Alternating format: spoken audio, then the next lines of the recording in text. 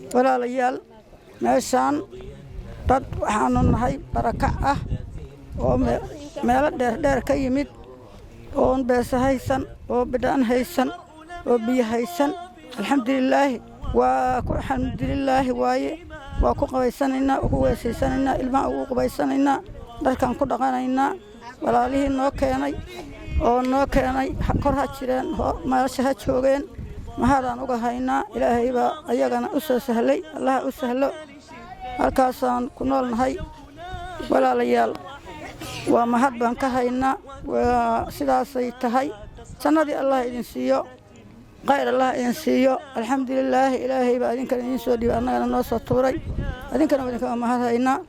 annagu waxaanu nahay dad kor ka yimid oo miyi ka yimid xoolihii ka leedeen waxba haysan iska socda aanu nahay xoolihii waa leedeen meeshaanu nimid weligay 70 sano orda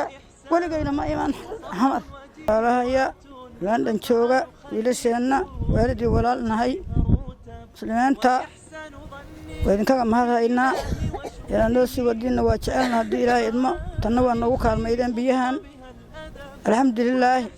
salaanta guud saasaan idinkugu soo dirnay